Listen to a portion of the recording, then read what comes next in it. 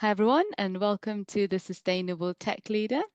Today, I'm joined by Duarte Cabral, delivery lead at Mindera, and someone I've had the pleasure of working with and knowing in more than one context. First as a fellow colleague and later as a client. Duarte is one of those people you instantly trust. He's thoughtful, reliable, genuinely committed to helping others succeed. He goes above and beyond, not out of obligation, but because he deeply cares about the people he works with and the impact on the work itself. What I've always valued about Duarte is his principled way of working, grounded, calm, and values-led approach. Whether he's navigating people or technical challenges in a fast-paced delivery environment. In this episode, we'll explore Duarte's journey, the highs and lows that shaped him, his reflections on leadership across generations, and what it means to lead with both principle and with empathy in an ever-changing world of technology. Welcome to the show, Duarte. Thank you for joining me. Would you like to add anything? Thank you, Mita, and thanks for the invite. And hello, everyone. Yeah, we've known each other for a while now, and we have a good history in working together. And I think that's one reason why we ended up here, right? Thanks Absolutely. for inviting me. Absolutely. I thoroughly enjoyed working with you in both contexts. Lovely to have you on. So, Duarte, my first question for you is your career has been very fascinating from product, QA, delivery across multiple industries. When you look back, what moment stands out as to you as a defining moment that shaped your leadership, your confidence, and your resilience? Yeah, I think that looking back, I think that the primary events are two. One very positive, which was my first go live. So being part of a team that worked really hard, even overnights and stuff, to deliver a product. And I think that moment, I was a junior engineer back then. I had two years of experience only, and going live was a moment where I first realized, yeah, I can actually do this, right? I can do this well. I can be part of a group of people and actively contribute, to be responsible for an outcome like this. And it was amazing.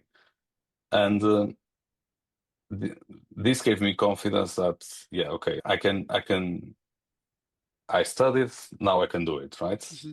Yes. And then a moment that I can think of as well, but that taught me more resilience and reinforced a bit of my pragmatic approach to things was being part of um, being part of a project where it wasn't very clear for the team, for us, the goal to achieve the way to achieve success, Hmm. right? The goal was clear, but the way to achieve success was a bit muddy and it was a bit unreliable. And I don't think we didn't have the right support from the business owners in that case, and but the team, and we chose to do that. We chose to do the best that we could with the information we had available, right? And we did ended up having success within the team. The project didn't go well, didn't Okay. actually go well, which is of course defeating. But we did put the effort in to make Yeah. things better, to come up with ideas, to navigate those muddy waters, because we were we were integrating with systems, but not using APIs, right? We were Mm. using test automation tools Okay. to mimic an integration, right? Which Mm.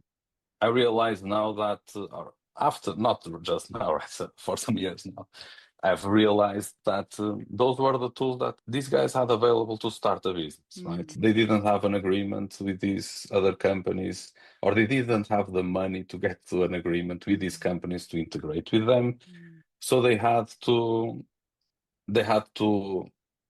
make believe we had to implement make Mm. believe users, and we would do the integration as if humans were actually using the tools. Of Yeah. course, that's not scalable. No. That's the other tools, the tools we were doing this with, they changed something in their CSS, so Mhm. our tool couldn't couldn't do what we programmed it to do because Yeah. like the field it was supposed to use disappeared for it, which Mm, also started undermining the relationship between the tech team and the business owners because the business owners didn't understand that this team wasn't responsible for what these other companies are doing with their own tech, right? yeah, because if you're And integrating, you but don't have control, right? So, yeah, exactly. yeah. So it was hard in that way, and I think Mm, it taught me and I think all the whole group resilience to not give up. We have this job, right? yeah. This is the mission that we have in our hands. Mm, We might not like it very much, but yeah, yeah, it's a job that needs to be done, right? yes. Which Should is, we yeah, cry about it or no, be mad about it? Maybe not. Let's use our energy to try and make the best out of it, even if the best out of it is not great. And yes. yeah, I think it shaped a lot the professional I am today, alongside with that initial boost of confidence that I need to thank my colleagues at the time Mm, because they coached me and they taught me a lot of things mm, uh, to to help me be a professional, right? yeah. It's That's very amazing. important. The first years, Yes. the people you interact with, the people you are daily working with, that teach you ways of working, that teach you responsibility, that teach you how to get help, and that it is fine to ask for help. Absolutely. You are not failing if you ask for help, right? No. That's a Yeah. thing that is very important for people that just start their first steps working. Yes. Uh, to be able to do it, right? To be able to grow as Mm. professionals. Yeah. So No, so, I mean, you've mentioned so many important things there. That pragmatic approach, to try and get the job done and work as a team, right, to get there. But also, you're absolutely right. One thing that really came to me, having worked, in the similar environment together with you, is sometimes you don't have control over if you're working in a consultancy environment, the client and what they want and what the reality is of what you can achieve, there might be a separation between the two. So, but because you are trying to get the job that you've been asked to do, get it done, yeah, it can be quite challenging in that consultative environment because you're right, you are integrating with a third party, but the client might think that, well, actually, that's your responsibility, right? But you can't control what you're integrating with. So yeah, it's quite challenging sometimes. So Duart, my next question is, you've moved between roles, companies, and even different perspectives. You've gone from being a builder to an enabler, from doing to leading. How have those transitions changed your understanding of what good leadership looks like? I think though this journey, right? This journey taught me by observing others doing the job and also then starting doing it. What I mean by this is that the same people that helped me get started and be part of that first successful go live also started showing me, although I wasn't actually paying attention to that, right? What Mm, leadership should be and whatnot. But they were actually the representation of what good leadership was working with people that were on the job for 15 years already and 20 years already. And they involved me since the first day mm, in the meetings with stakeholders. And they told me, look, if you want to share an opinion, share it. It's fine. If you want to stay and just listen, just do it. yeah. So the key part here is they got me involved. Okay. And that transmitted to me it gave me a sensation of belonging and respect. These guys respect me enough to make me part of their world, to make me Mm, part of their processes, even though obviously I don't have the skill yet, right? And that level of respect and involvement and ability and offer to support me was I think it's one of the first examples of good leadership in my perspective, because I really think leading by example is very important because it earns yourself respect from your peers, and you only earn respect by showing the same respect to other yes. people, right? Yeah. If you're leading a team, it means that you can't get there alone, right? If you go by yourself, you won't achieve anything, No. right? No. If you're leading, you are responsible for the outcome, no matter what, Yep. and you need to own that. Yes. But owning that means also to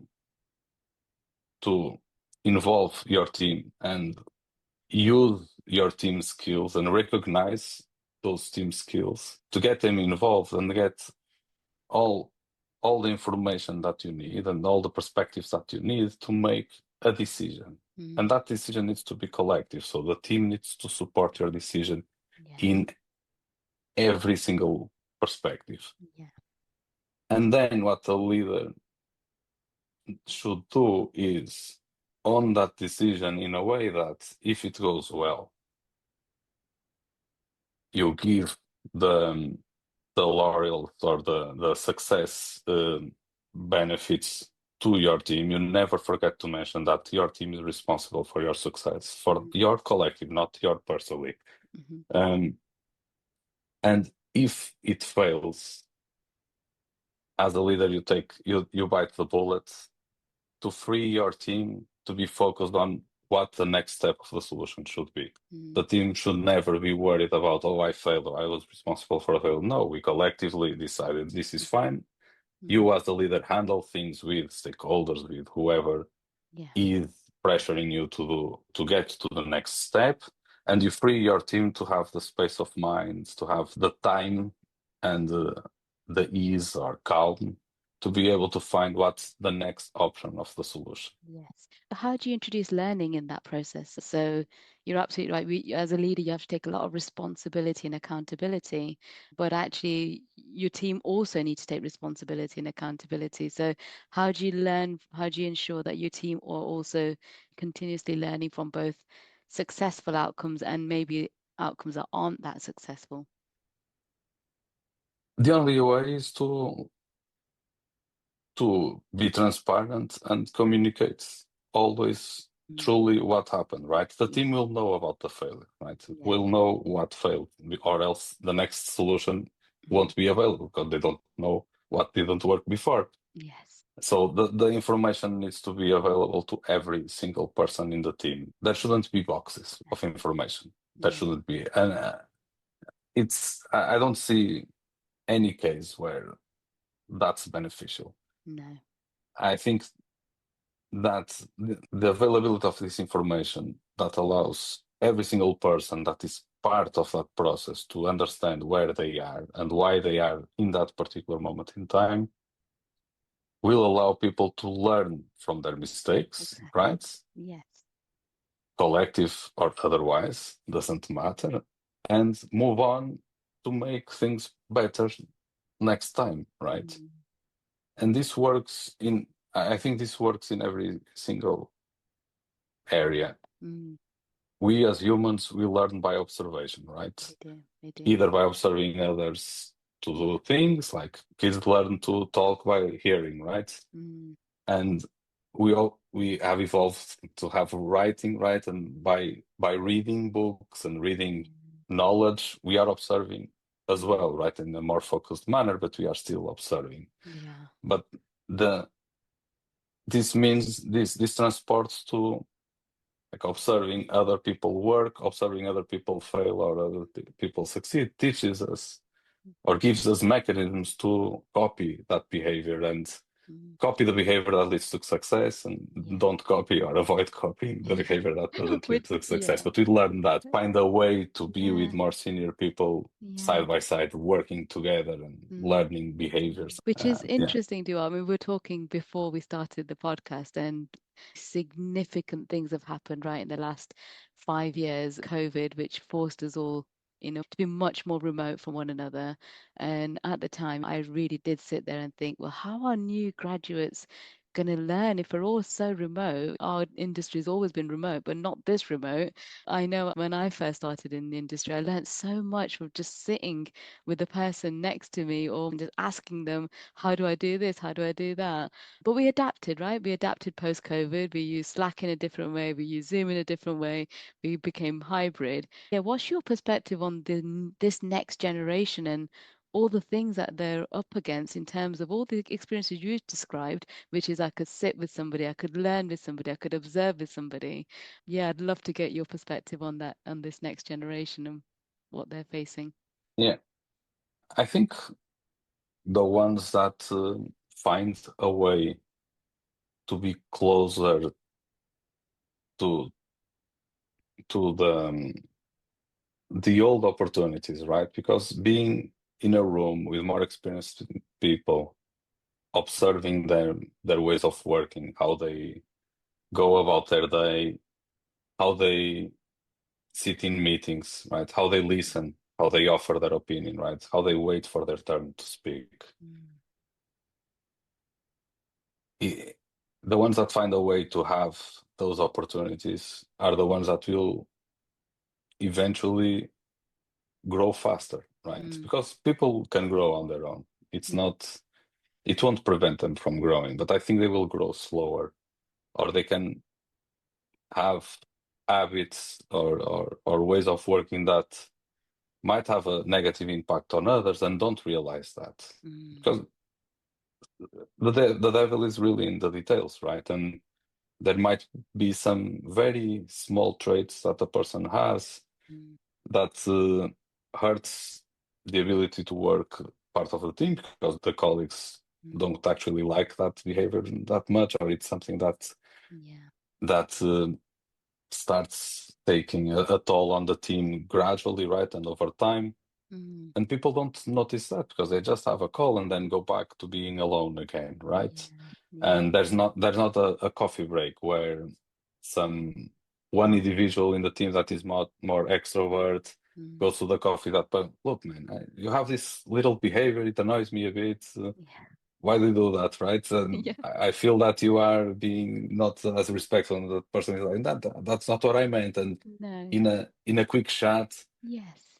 something that could turn into a problem gets solved Mm, because those people start knowing each other a bit more than just over a call, just for work, right? mm, And over time, this type of things hurts the ability of that person to learn more because, yeah, the other people need to be available for a call, right? It's mm, something that is doesn't happen naturally. It's yeah. not something that you are sitting and you just extend your arm, tap the back of a colleague, look, you need your help here, and Mm, everything happens in 5 minutes. You mm, need to wait to get help. yeah. There's a lot of barriers that I don't think people that never worked in this way, I Yeah. don't think people realize these barriers are there and they are hurting themselves with those. Mm, On the other hand, it's also opening up opportunities for people that didn't have this before. mm, We have people working with us that are working from cities where we don't have an office, and they mm, are like 2.5 hours away from the nearest Mindera office. mm.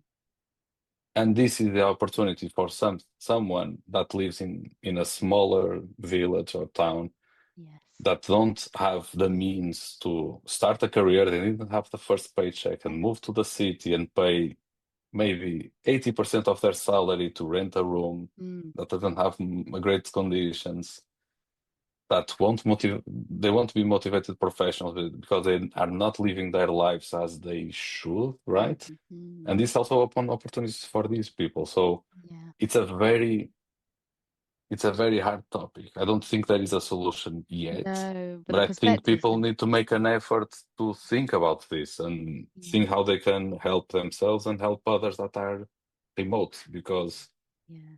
we really need to be available for these guys when okay, I need to talk about this, and we need to be Mm, routined into getting on a call without having a schedule, right? mm, It's something that collectively people with more experience and with less experience need to really think about this, mm. experiment different Yeah. approaches, and work together to find a solution because this is not going away. No. It's not. And it's good that it's not, right? We need to have always both options, remote and in office. People that can go to the office and like that, Mm, please go, because it's a continuous habit that mm, I also make an effort to keep because I yeah. know it benefits me and others. And if you can't, find a way to create connections because there are things also besides the work you're doing right now, which is creating a relationship with colleagues that potentially will be working with you in the future. And Absolutely. it will be much easier to then kickstart that new team or kickstart that new task with a person that you happen to have gone to lunch with that person 100 times before, right? Yeah. Yeah. It's easier. It it's is, it smoother. is. Yeah, I think we can dwell on the good days of, seeing each other every single day, but you're absolutely right to point out that there's also opportunity in this as well, which is actually being able to work with people that you may have never had the opportunity to have worked with as well. So you're absolutely right. Yeah. There's also pros and cons. And I guess the second part of my question, Duart, which really leads me into technology, which never stands still, the impact of AI on the tech industry. There's new framework, there's new tooling, there's new expectations. How do you personally stay grounded and effective in an industry that's constantly reshaping itself? I'm curious by nature, right? I like novelty. I like to learn about new things. If anything new shows up, I try to read a bit about it, to learn about what it means, even if it is to know what is the purpose of this new tool or this new technology. Because of course, I won't be able to learn how to use some of these things in a way that a professional that is trained to do it or is doing it already or is doing the previous version of that tool, Yeah. what its purpose is, so that if people I'm working with are having conversations about that, I can understand what it's about at a good enough level that I can perform my job as a delivery manager, or as a product manager. When cloud computing became a real thing, when Docker showed up, right? It's what does it mean to have containerized applications? What the hell is this black Yeah. magic about, Yeah. right? And we need to. The only way to demystify anything is to read a bit about it and understand what it is for, Yes. how it can be useful, how it might not be useful, right? Mm. And I think that's the only way, is to try and learn Stay about, curious. experiment. If I hear something new, I try to find out what it is about. Yeah. And that's the only way I can continue. Or else I Yeah. would be in a room with my colleagues and they were talking about, I don't know, even when microservices became a thing and the Mm. preferred approach to Yeah. service architecture. Okay, what the hell is this microservice? Why is this better than a Yeah. big siloed service, right? Yeah.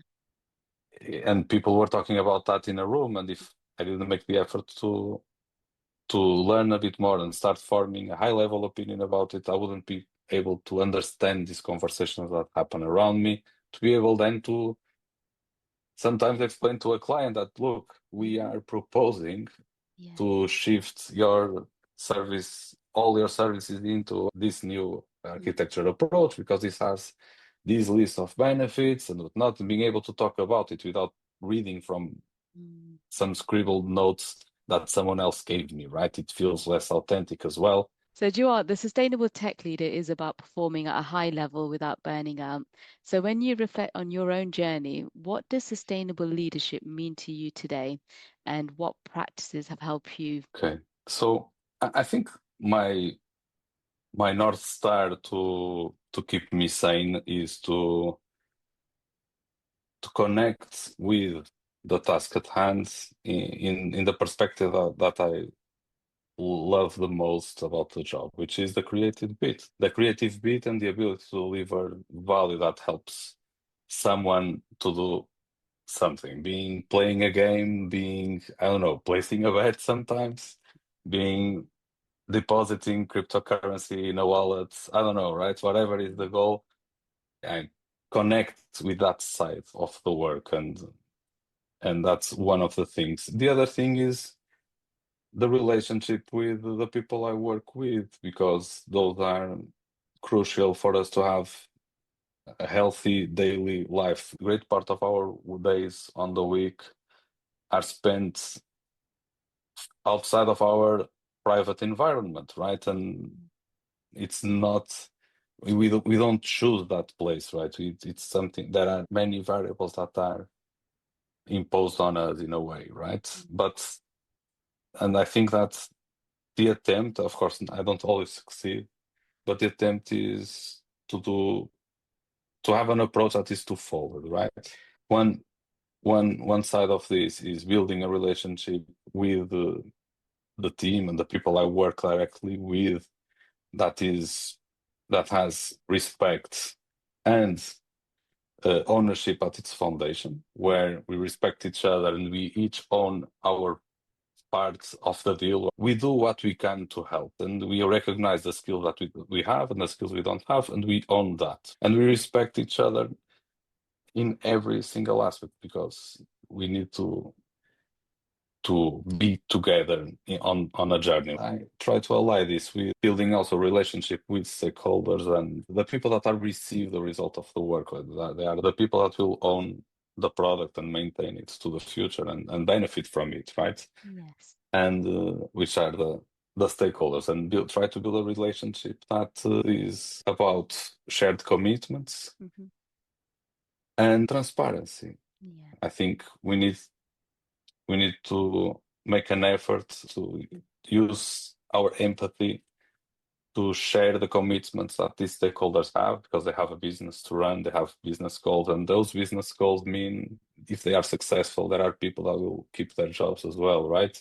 Yeah. So we need to use our empathy to share this commitment that these persons Mm. have, to be able to transmit them to the team, this energy and the will to deliver, the will to Mm. add value. Mm. And transparency, because things don't always go as we expect, Mm. right? Yeah. And we need to be on the same page so people Mm. can adapt together. And if people are not allowed to adapt together, things will actually go wrong, because people Mm. are not given the opportunity to Yes. change their plans, right? Mm. Because it's about that, and we lived through that, right? Yeah. We Yes, we got did. we had some ideas 3 months in. Mm. Okay, this little piece didn't Mhm. fall as we wanted. As And always. this means that our go-to market needs to be adapted, right? So Yes. if we Yeah. raise this immediately, everyone can work in a timely fashion to get things right again. Yeah. If you hide information, you leave room for surprises that Mm. can't be fixed, right? Yeah. You leave a problem to fester, right? And Yeah. that's why And I think, right, with the team, respect and ownership, and with stakeholders, always transparency and a shared commitment needs to be there. fantastic. That's Yeah. beautiful, Duarte, and actually really reminds me of what I said right at the beginning. You deeply care for those you work with and those you're working alongside as well. So a beautiful perspective. So thank you so much, Duarte. That's all my questions for you today, and Thank you. really, really brilliant talking to you. It was a pleasure, and thanks for inviting me in again. And nice to speak with you again. Perfect. Thank you, Duarte. Yeah.